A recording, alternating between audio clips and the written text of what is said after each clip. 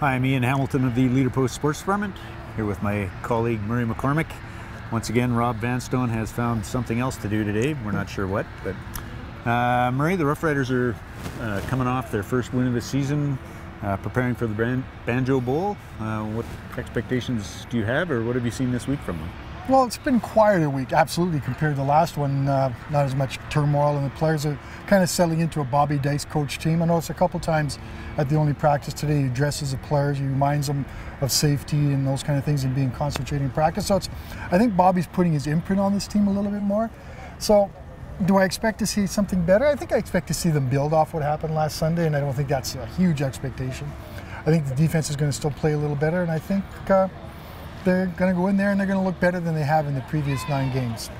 Well, I think it's always challenging, especially when you win, because you know you've done some things really well. But one thing you have to understand, they've got a great coaching staff over there, and they're going to obviously have worked this week to combat the things that we've done. So we have to have answers for the players as coaches, and the players have to have an understanding that they're not going to come out on the field and lie down just because we won last week. Ian, last year this time the Riders were riding high. Third quarter hits in Winnipeg, boom, Darren Durant gets hurt. Yeah. What has happened since then? Well, it's been an up and down ride, obviously, mostly down. You know, the whole idea of going off the rails last year, I think, is kind of paralleled a little bit this year in that they're actually looking to build now on this game, on last week's game rather, and moving forward. You know, the development of Brett Smith continues to be a kind of a focus of this team. We'll see what they do when Kevin Glenn comes back from his injury in a couple of weeks, next week, this week, who knows. But I think they're on maybe an upward plane right now, and we'll see if they can keep that going this weekend.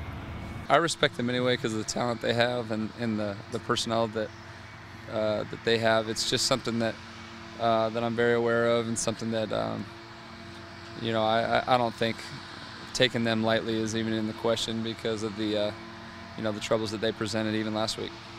So the Roughriders go into the Banjo Bowl with 8 games remaining in their regular season. Murray, what do you think we can expect to see in that second half of the season? We'll hope to see some growth, maybe get some of these younger guys in. I think we've seen the young receivers come to step up, like Dembski and Carroll and Ryan Smith, and those guys, and a young quarterback getting a chance to play.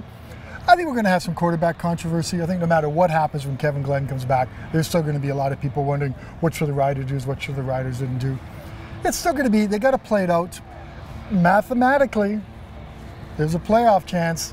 As long as that's in the picture, they're not going to go too far into the future. They have to deal with the present. But yeah. I'd have to point out the Riders, since Rob stopped doing these videos, the Riders are 1-0. We may not let them back. Don't look at me.